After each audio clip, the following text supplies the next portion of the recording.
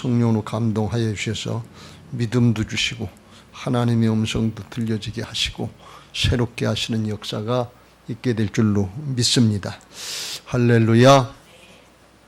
어제 그제 우리가 사무엘하 24장 23장을 통해서 다윗과 함께 쓰임받고 통일왕국을 이루는데 크게 역할을 했던 다윗의 용사들을 살펴봤습니다. 첫 번째 세 사람의 탁월한 용사들을 살펴봤는데 8절에 요셉 밧세벳이라고 하는 사람이 있는데 이는 단번에 800명을 전쟁에 나가서 쳐 죽일 수 있는 그런 능력자였다 그랬습니다.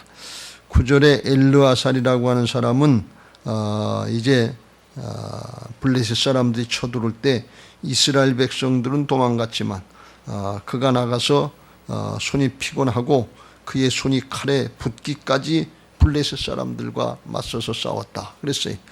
이건 살려고 한 것이 아니라 죽기를 각오하고 끝까지 자기를 자리 지키면서 싸울 때 하나님이 함께하여 주셔서 하나님의 도우심으로다가 크게 이기게 하셨다. 그랬더니 도망가던 이스라엘 백성들이 다시 돌아와서 함께 승리자가 되게 하는 그런 역사를 이뤘다. 변화의 주역으로 쓰임받고 끝까지 자기 자리를 잘 지킨 사람이었다 하는 것을 말씀하고 있고 11절 말씀에 보면 그 세 번째 삼마라고 하는 사람을 말씀하고 있는데 이 삼마라고 하는 용사는 블레셋 사람들이 쳐들어올 때 밭 가운데 이제 노략질을 하러 왔는데 다른 사람들은 도망갔지만 그 밭 가운데서 12절에 막아서서 그들과 함께 싸웠다.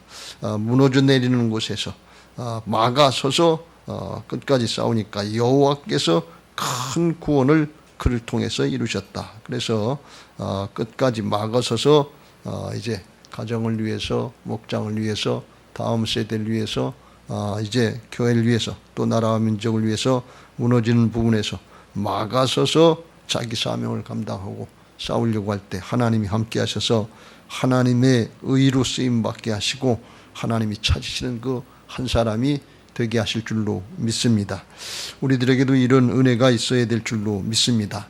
우리가 어떻게 그렇게 탁월한 사람이 될 수 있겠나 이렇게 칠에 겁을 먹는 사람들이 많은데 나는 안 되지만 내 안에 오신 주님은 되시는 것을 믿으시기 바랍니다.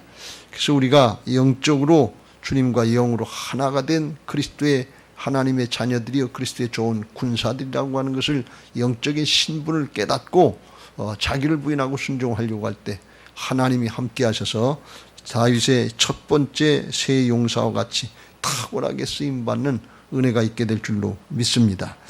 두 번째 이제 탁월한 세 용사에 대해서 말씀하고 있는데 한 사람은 이름을 밝히지 않았지만 나머지 두 사람은 하나는 요압의 동생 아비새였는데 아비새는 나가서 단번에 300명을 쳐 죽일 수 있는 그런 능력이 있었고 또 하나는 여호야다 제사장의 아들 분하야라고 그랬는데 힘이 장수가 돼서 사자도 쳐 죽일 수 있고 모압의 신의 그런 용맹스러운 아들이라고 했던 사자를 둘을 쳐 죽일 수 있고 장대한 애굽 사람 거인을 만나서도 창을 가지고 나가는 것이 아니라 막대기를 가지고 나가서 싸워가지고 창을 뺏어서 그 거인을 죽일 정도로 이렇게 장수였어요.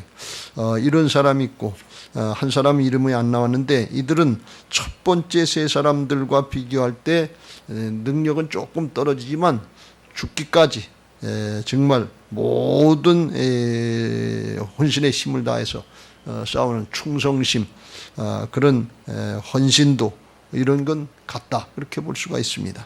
이들이 어느 정도로 헌신했는가 하면 13절부터 17절 말씀에 다윗이 싸우다가 이제 목이 마르고 갈증이 생겨서 누가 내 고향 베들레헴 성문 곁에 있는 우물물을 누가 길어다 내게 마시게 할까 하면서 옛날에 어렸을 때 먹었던 시원한 물 생각이 나서 그 얘기를 전쟁 중에 무식종으로 했는데 그걸 세 용사들이 듣고서 그 물을 길려고 우물물을 길려고 블레셋 진영을 돌파해가지고 지나가서 베들레헴에 가서 물을 떠가지고 블레셋 진영을 다시 돌파해서 와가지고 다윗한테 그걸 주군한테 갖다 주는 그런 목숨 걸고 충성을 다하는 명령한 것도 아닌데 그렇게 했어요.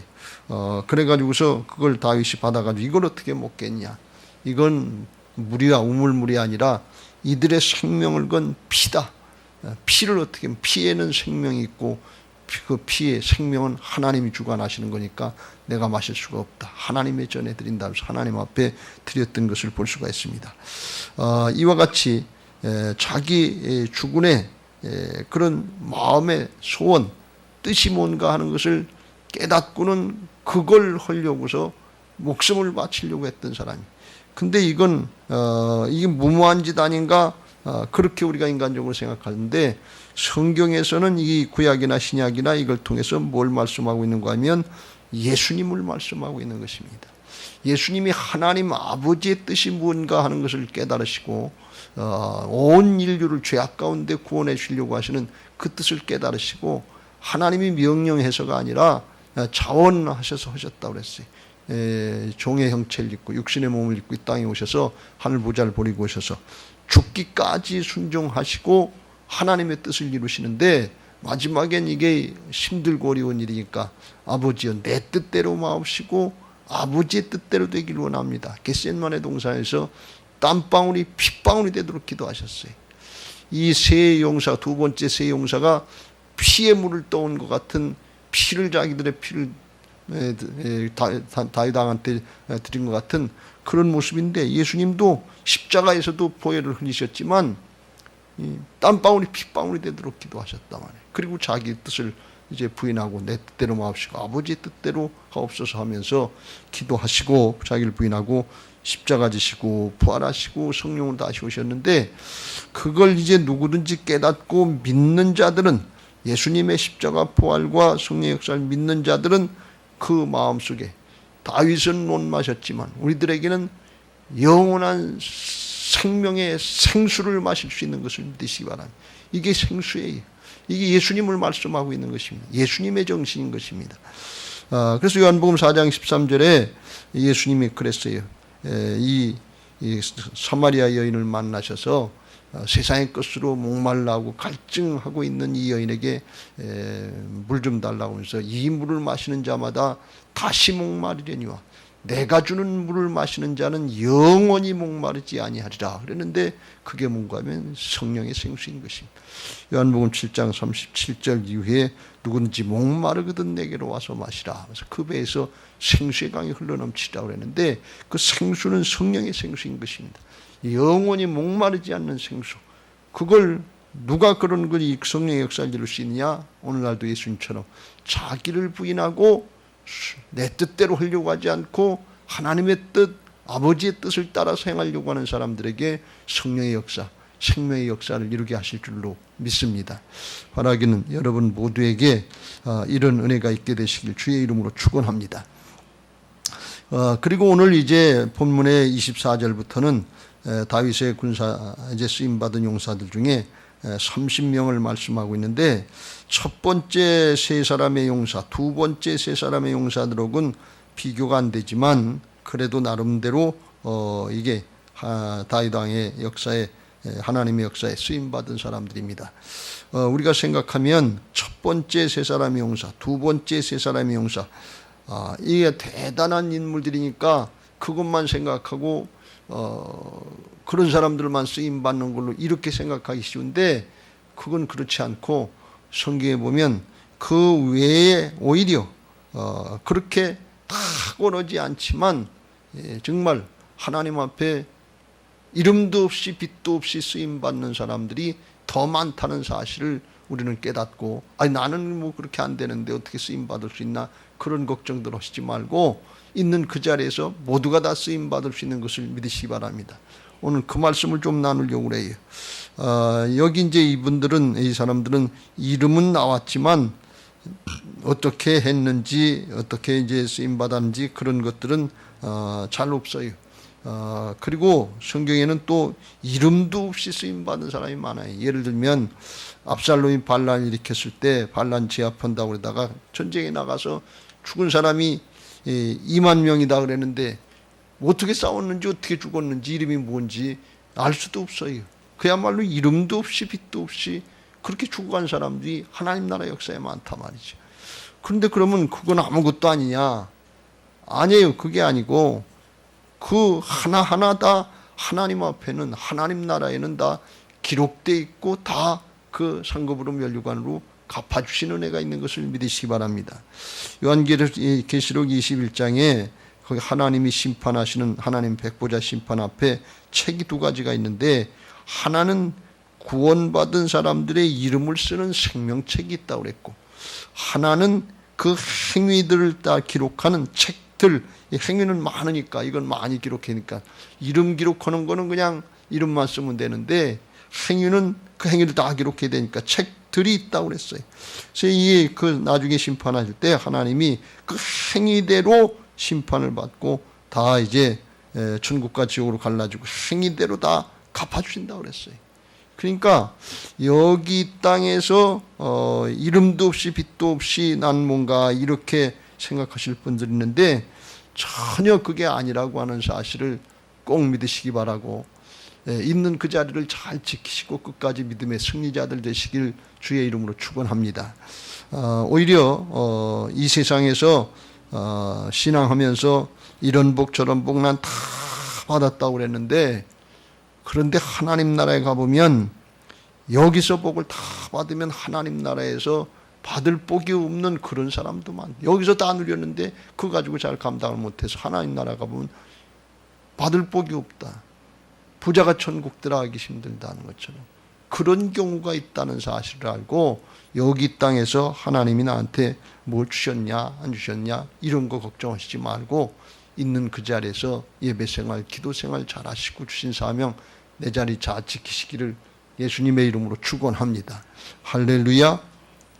자, 오늘 다윗의 30인 용사를 살펴보면서 먼저 큰 특징 두 가지만 좀 살펴보려고 합니다.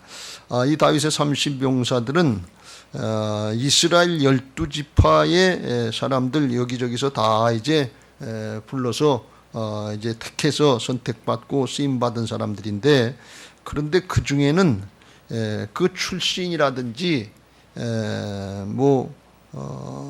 조건이라든지 이런 게 좋지 않은 사람들, 쓰임받을 것 같지 않은 사람들이 쓰임받은 사람들이 있다고 하는 것을 여기서 말씀하고 있습니다. 예를 들면 29절 끝에 보면 베냐민 자손에 속한 기브아 사람 리베의 아들 이때는 누군가 하면 베냐민 자손이라고 그랬어요. 베냐민 자손이 어떤가 그러는데, 다윗하고 베냐민은 사울 집안이기 때문에 별로 맨 처음에 관계가 좋지 않았어요. 그래서 베냐민 사람들이 반란을 많이 일으켰어요. 그렇기 때문에 다윗의 휘하에서 쓰임받는 게 쉽지 않은데, 출신은 안 좋았지만 반대파였지만 쓰임받았다 그런 얘기예요. 그런가 하면 또 여기 보면 이방인 출신, 이방 족속으로서 다윗의 휘하에서 쓰임받은 인물들이 있는데, 여기 35절에 보면 여기 갈멜 사람 끝에 아랍 사람 바레와, 이건 아랍 출신의 사람이다. 이 아랍 출신의 사람이 있었고, 그 다음에 36절에 보면 소밧 사람 나단의 아들 이갈, 이건 소밧 사람. 소바라고 하는 나라는 조그만 나라였는데 아람국에 속한 조그만 나라 소국이었는데 이제 정복을 당하고 지배를 당하고 이제 전향한 사람들 같아. 그 다음에 37절에 보면 암몬 사람 셀렉, 이 암몬은 그래도 큰 나라였는데 암몬이 정복당하고 그 중에 또 다윗에게 전향을 해서 쓰임받은 이런 사람이 있었다는 것입니다. 그런가 하면 39절에 헷사람 우리아는 이름을 우리가 많이 들어봤는데 나중에 또 살펴보겠습니다. 이 사람은 헷사람인 게 히타이트족이에요. 가나안 족속이었어요. 근데 이런 사람들도 쓰임받았다는, 이런 사람들은 이스라엘 백성들이 아니에요. 원래 이스라엘 출신이 아니에요. 본토 출신이 아니다 말이죠. 그래서 사람들은 어떻게 보면 그 출신이 성분이 좋지 않아요. 북한식으로 얘기하면 쓰임받을 수 있는 출신 성분이 아니에요. 그냥 노예 생활이나 하고 종살이 하는 거 심부름이나 해야 될 그런 사람들인데 열심히 하고 충성을 다하고 자기가 혼신의 힘을 다해서 정성하니까 이런 사람들도 그 그 30인의 한 사람으로다가 쓰임받았다고 하는 것을 말씀하고, 이게 하나님 나라의 역사에 이 금수저 출신이 좋고 조건이 좋은 이런 사람들만 쓰임받은 것이 아니고, 흙수저 출신 같은 노예감 같은 그런 사람들이라도 조건이나 사정 형편 안 좋지만 그런데 충성을 다하고 전향하고서 헌신을 다하고 그러면 바로 쓰임받았다 하는 것입니다. 이건 우리에게 뭘 말씀하고 있는 것인가 하면, 하나님 나라에 쓰임받는 기준은 타고난 조건이 뭐 금수저냐 뭐 조건이 뭐 이게 좋아서 그래서 쓰임받는 것이 아니고, 하나님이 원하시는 건 뭔가 하면 그 사람 자체를 원하신다는 거예요. 사람 자체가 충성을 다하고 헌신을 다하고 회개하고 돌이켜서 하나님의 나라의 사람이 됐으면 하나님 나라의 역사에 충성을 다할 수 있는, 헌신 다할 수 있는, 자신을 드릴 수 있는, 그걸 하나님이 원하신다는 사실을 꼭 믿으시길 주의 이름으로 축원합니다. 그걸 오늘 우리에게 가르쳐주고 있는 것입니다. 어제도 우리가 달란트 비유를 살펴봤습니다만, 5달란트 받았다, 2달란트 받았다, 먼저 하나님이 주신 그 타고난 재능, 조건, 이걸 가지고 하나님이 판단하시는 게 아니에요. 5달란트 갖고 5달란트를 더 남겨서 자기에게 맡겨준 그런 달란트 은사, 이걸 잘 활용했느냐 안 했느냐, 주인에게 갖다 주면서 쓰임받는 그런 사람에게 하나님이 착하고 충성된 종, 착하고 신실한 종이라고 해서 하나님이 더 맡겨주시고 주인의 즐거움에 참여할 수 있게 하시는 것을 믿으시기 바랍니다. 2달란트 받았던 자도 100% 더 남겨서 주인에게 가져와서 맡기니까 더 많은 걸 맡겨주고 또 칭찬받고 착하고 신실한 종, 맡길만 하다만 믿을만 하다 그러니까.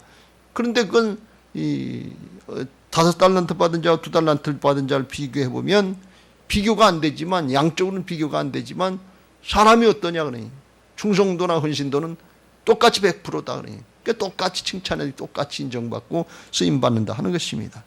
근데 우리가 잘 아는 것처럼 1달란트 받은 사람은 그러지 않았어요. 그러니까 1달란트 가지고 해봐, 이거 내 거 안 되고 뺏기지. 그리고 생각이 달랐어요. 그러니까 악하고 게으른 종이 됐어요. 충성을 안 한다면. 그러니까 1달란트 때문에 쓰임받지 못한 게 아니라 자기 걸 가지고 감당하려고 하지 않고 쓰임받으려고 하지 않고 헌신하려고 하지 않으니까 쓰임받지 못하고 있는 것까지 다 뺏기고 나중에 쫓겨나가서 이제 어두운데, 바깥 어두운데 지옥으로 가는 그런 불행을 겪게 되는 것을 볼 수가 있습니다. 사도 바울을 통해서 고린도전서 4장 2절에서 말씀한 것처럼 맡은 자에게 구할 것은 충성이니라 그랬습니다. 조건이 어떠냐, 사정 형편이 어떠냐, 타고난 재주가 어떠냐, 태생적으로 어떠냐, 이게 중요한 게 아니에요. 우리가 가지고 있는 학벌이냐, 명예냐, 아니면 뭐 부냐, 권력이냐, 이런 게 중요한 게 아니고, 얼마나 받았느냐, 이런 게 중요한 게 아니고, 하나님이 맡겨주신 건데 그 맡겨주신 걸 가지고 하나님 앞에 얼마나 온전히 쓰임 받았는가, 헌신했는가, 충성했는가, 그걸 가지고 하나님 나라에서 평가하시는 것을 믿으시기 바랍니다. 그렇습니다. 우리 신앙하면서 사정, 형편, 환경, 조건, 출신 뭐 이런 걸 가지고 자꾸 우리가 신앙을 하면서 원망하고 불평하기 쉬워요. 그런 걸 구하는 신앙을 뭐라고 그러는가 하면 기복신앙이라고 그러는 거예요. 신앙하면서 자꾸 자기 자신의 초점을 맞추지 못하고 환경, 조건 조금 더 많이 갖는 거, 더 많이 얻는 거, 그거 조금 더 가지고 더 많이 얻고 그러면 뭐 더 잘할 줄 아는데 그런 일 없어요. 성경에서 부자가 천국 가기 힘든 것만 더 많이 가지면 더 힘들어지는 거예요. 근데 그걸 모르고 그것만 달라고 그러고 그게 없으면 안 되는 것 같고, 만약에 그걸 구하는 게 신앙의 목적이 그러면 그 사람은 착하고 충성된 종이 못 돼요. 착하고 신실한 종이 못 된다 말이지. 사정 형편이 어떤지 간에 있는 것 가지고 충성을 다하고 주님께 이제 신실한 종으로, 믿을 만한 종으로, 충성된 종으로 인정받을 때 구하지 않아도 하나님이 더 큰 걸 맡겨주시고, 그리고 주인의 즐거움에 참여하게 하셔서 더 크게 쓰임받고 더 기쁨과 감사가 충만한 신앙을 하게 하실 줄로 믿습니다. 할렐루야. 우리에게 이런 은혜가 있게 되시길 주의 이름으로 축원합니다. 우리가 새 성전을 건축하고 새 예배당 들어갈 준비를 하자, 이렇게 늘 얘기합니다만, 사실은 새 예배당 들어가서 갑자기 우리가 잘해지는 게 아니고 여기 빨래골 성전부터 여기서부터 그런 준비를 잘 하고 마음의 준비, 우리가 여러 가지 준비할 때 하나님 앞에 세배당 들어가서도 그와 같은 모습으로 있는 그 자리에서 주어진 환경에서 잘하게 하실 줄로 믿습니다. 그걸 감당할 수 있도록 또 하나님께서 더 축복해 줄 줄로 믿습니다. 그래서 여기 30인의 용사를 보면서 첫째 중요한 것은 출신이나 조건보다 하나님은 그 중심을 보신다. 충성하는 마음을 보시고 사정, 형편, 조건 이런 것이 아니라 하나님은 우리 자신을 원하신다 하는 사실을 알고 어떤 사정, 형편이든 어떤 출신이든 상관없이 하나님 앞에 믿음으로 충성을 다하면 그렇게 귀하게 쓰임받게 하실 줄로 믿습니다. 할렐루야. 두 번째로 하나 더 살펴볼 것은 뭔가 하면 이 30인 용사 중에 다윗과의 관계에 있어서 사정이 좀 딱해진 안타까운 사람이 있는데 그게 누군가 하면 34절 말씀에 그랬어요. 거기 길롯 사람 아히도벨의 아들 엘리암과 그랬어요. 이 엘리암이라고 하는 사람이 30인 용사 중에 끼었는데 이 엘리암은 누군가 하면 사무엘하 11장 이제 3절에 보면 다윗이 범죄할 때 우리아의 아내 밧세바를 데리고 오라고 그랬는데 3절에 다윗이 사람을 보내 그 여인을 알아보게 하였더니 그가 아뢰되 그는 엘리암의 딸이요 햇사람 우리아의 아내 밧세바가 아니니까. 그래서 이 엘리암이 누군가 하면 우리아의 아내였던 밧세바의 아버지예요. 아버지였단 말이죠. 그리고 39절에 나오는 우리아는 밧세바의 남편이었고, 그러니까 이 엘리암은 우리아의 장이 되는 거고, 그리고 우리아는 사이가 되는 거죠. 그런 관계였는데 아마 이제 엘리암과 우리아가 다윗의 30인 용사 중에 둘 다 꼈던 것 같아. 그리고 아히도벨이 이제 엘리암의 아버지였으니까 이 다윗의 모사 전략가였고 그리고 이제 친구였는데 이 다윗이 그 우리아의 밧세바를 불러다가 범하고 우리아를 전쟁터에 내보내 죽이고 그러니까 이게 얼마나 끔찍한 일이냐 말이죠. 우리가 이 사정을 살펴봤는데 이게 얼마나 실망되고 관계 유지하기가 힘든 상황이냐 그런 얘기예요. 다윗이 범죄할 때 밧세바를 데려다 범죄하고 간음하고 하니까 임신을 했단 말이죠. 그러니까 그걸 속이려고 전쟁터에 나가 있는 우리아를 불러가지고서 밧세바 자기 아내하고 동침시켜서 그걸 속이려고 감추려고 그랬단 말이죠. 그랬는데 이 우리아가 자기 집으로 안 들어가는 거예요. 술을 먹여놓고 들어가도 안 들어. 왜 가서 내 아내하고 동침을 하는데 안 들어가는 거예요. 왜 안 들어가냐 물어봤더니 2번, 3번 시켜도 안 하니까. 내 주 요압 휘하에 있었던 것 같아요. 요압 장군 휘하인데 전쟁터에 나가 있는데 어떻게 내가 신하가 전쟁 중에 나만 편안하게 집에 와서 내 아내하고 잠을 자고 동침할 수 있겠냐. 그렇게 못한다 그러고 시켜도 안 하고 기회를 줘도 안 하고. 그러니까 다윗이 이제 마지막 방법으로다가 편지를 써가지고 요압한테 갖다 주라고 그러는데 그 요압한테 갖다 주라는 편지가 뭔가 하면 자기를 죽이라는 편지란 말이죠. 이 우리아를 갖다 암몬과의 전쟁할 때 맨 앞에 성 앞으로 가서 나눠있어. 그쪽에 성 쪽에서 반대 적군들이 활 쏴달 때 거기 진격했다가 다른 사람들은 다 빠져나오고 우리아만 거기 남게. 아주 속임수죠 이게. 완전히 살인 교사지요. 그렇게 해서 죽게 됐단 말이죠. 근데 만약에 지난번에도 말씀드린 것처럼 우리아가 그 요압한테 자기 장군 요압한테 편지 갖다 줘라는데 가다가 우리아가 이걸 뜯어봤으면 어떡할 뻔했냐 말이죠. 자기를 죽이라는 얘기 아니에요. 혹시 뜯어보고도 제 생각에 뜯어보고도 이게 왕의 명령이니까 그냥 갔을 수도 있었겠다 말이지.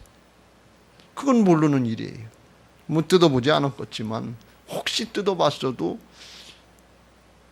그런 우리야처럼 충성심 있는 사람이라면 그냥 갔을 수 있지 않겠나, 그런 상황이. 그런데 더 안타까운 것은 우리야는 모르고 그랬다고 이제 충성을 다하다 이제 죽었지만, 아히도벨은, 밧세바의 할아버지였던 아히도벨은 나중에 자기 친구였던 다윗 왕이 자기의 손녀딸 밧세바를 데려다가 범한 걸 알고 실망을 해가지고서 고향에 가 있다가 압살롬이 반란 일으키고 부르니까 거기 반란 일으키는데 거기 동참했다가 자기 뜻대로 되지 않으니까 나중에 자살했단 말이지, 저희 고향에 가서. 그러니까 다윗하고는 함께 할 수가 없다는 얘기예요. 왜? 이게 너무, 이게 정말 간사하잖아요. 너무. 어떻게 왕이 그럴 수가 있냐 말이지. 신하의 아내를, 그것도 그 신하는 전쟁터에 나가서 싸우는데 그걸 어떻게 그렇게 할 수 있냐 말이야. 그런데 그 아히도벨의 아들 엘리암이 있었잖아요. 엘리암은 밧세바의 아버지예요.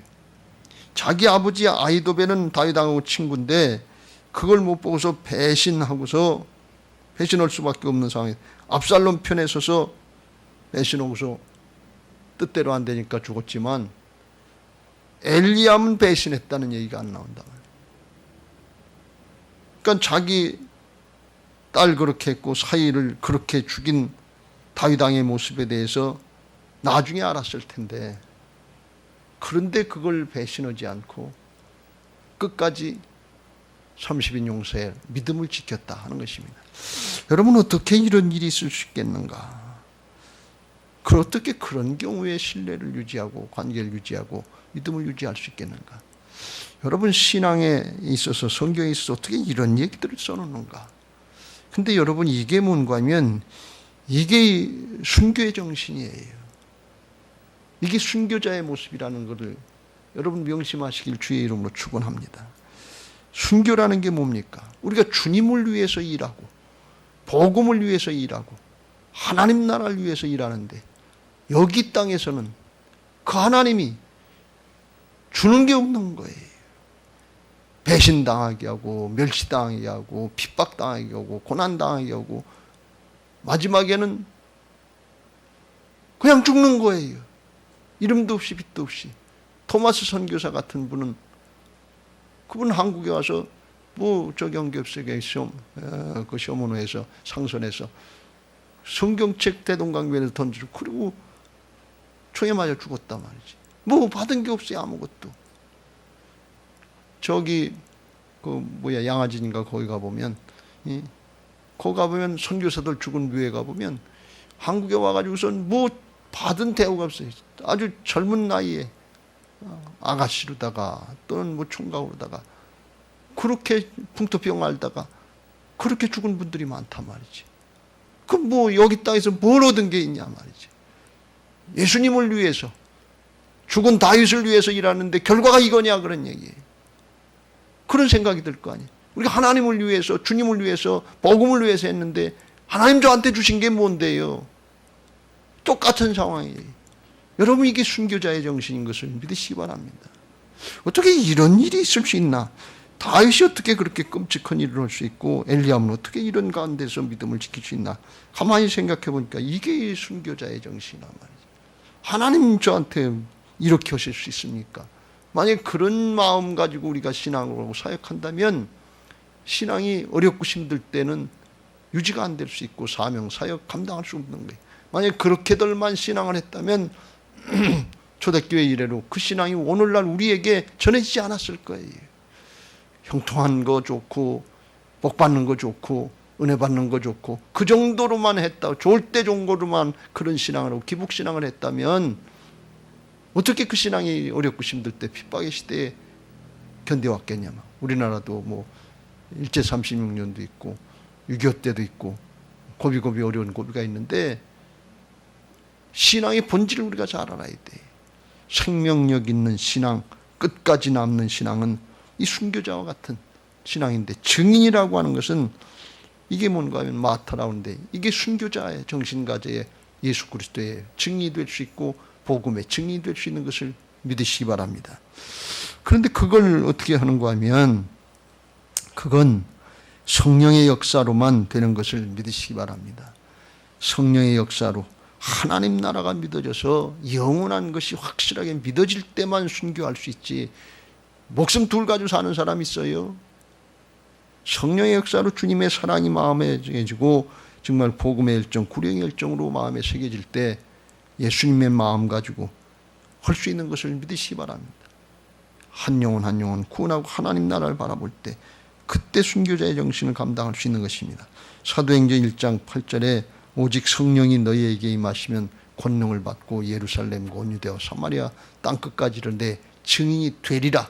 만들어 주신다는 게 스스로 된다는 게 아니에요. 되리라 만들어 주시는데 그 증인이라는 건 뭔가 하면 순교자가 되게 하시겠다는 게 마터 증인은 순교자예요. 순교자의 정신을 가져야 증인이 되는 것이지 순교자의 정신이 없으면 복음 전도 못해요. 여러분 복음 전도하면서 이 정신이 우리에게 있어야 될 줄로 믿습니다. 근데 그 정신이 되려면 성령의 역사가 있어야 되는 거예요. 인간적인 세속적인 어떤 생각과 판단 가지고는 그걸 못한다 말이에요. 조금보다 힘들면 안 돼요. 사도 바울이 성령의 역사를 받고서 로마서 8장에서 고백한 것처럼 환난이나 핍박이나 기근이나 적신이나 위험이나 칼이랴 날마다 도살한 양같이 죽음을 당한 자라자라 우리 안에 오신 주님으로 말미암아서 성령의 역사하실 때 넉넉히 이겨나갈 수 있는 믿음이 되고 새 사람이 되는 것을 믿으시기 바랍니다. 그래서 여기 이 땅에서 정말 그렇게 아무것도 없이 그런 것 같은데 하나님 나라에 가보면 그게 아니다 하는 것입니다.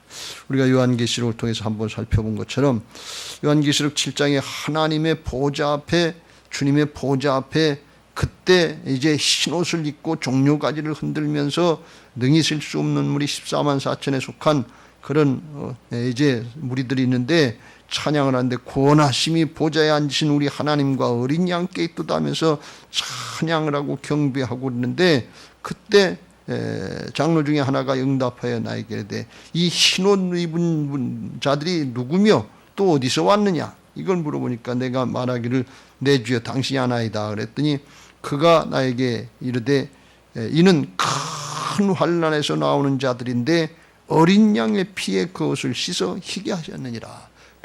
큰 환난의 과정, 고난의 과정을 겪고 정말 보혈의 능력, 부활의 능력을 의지해서 믿음을 지킨 사람들만 하나님 보좌 앞에, 하나님 주님 보좌 앞에 있단 말이죠. 그래서 주님이 하나님 나라에서 줄이지도 않고 목마르지도 않고 해나 아무거나 뜨거운 기운에 상하지도 않고 이제 생명강가에 영원한 천국에 가면서 이는 보좌 가운데 계신 어린 양이 그들의 목자가 되사 생명수 샘으로 인도하시고 하나님께서 그들의 눈에서 모든 눈물을 씻어 주실 것입니다. 그래서 그 안타까웠던 눈물 다 씻어 주시고 생명수 강가로 영생의 강가로 여기 땅하고는 비교 없는 할 수 없는 새 예루살렘 성으로 들어가게 하실 줄로 믿습니다. 주님과 영원토록 함께 사는 그리스도의 좋은 신부들이 되는 것입니다. 여기 땅에서 죄악의 도시 바벨론에 가서 휘황찬란하고 부귀영화 권세 누리고 잘 살고 그런 것 같은데 죄악으로 썩고 귀신의 속을 됐던 거기에 빠져서 속는 것이 아니고 어렵지만 힘들지만 배신당한 것, 우리가 예수님을 배신한 게 아니라 주님이 우리를 배신한 것 같은 그런 상황에 있다 할지라도 믿음 지킨 사람들이 그 사람들이 이와 같이 하나님 나라에서 영원토록 복을 받고 믿음으로 쓰임받고 그 응답을 그 대가를 다 누리게 하시는 줄로 믿습니다. 서두에도 말씀드린 것처럼 하나님 앞에 탁월하게 쓰임받는 것, 사람들에게 탁월하게 쓰임받고 이름 나타나는 것, 그것도 좋은 일이지만 믿음을 잘 지키고 이와 같이 아무것도 없고 이름도 없이 빛도 없이 그렇게 하는 것 같아도 하나님은 잊어버리지 않고 세상은 잊어버리고 사람은 잊어버린다 할지라도 하나님 우리 주님은 잊어버리지 않고 이렇게 좋은 것을 아주 영원토록 갚아주시고 영원토록 축복하실 줄로 믿습니다. 이런 은혜가 우리 모두에게 있기를 주님의 이름으로 축원합니다. 또 우리 교회의 모든 성도님들이 각자 있는 그 자리에서 난 뭔가 난 아무것도 아니지 않냐 그런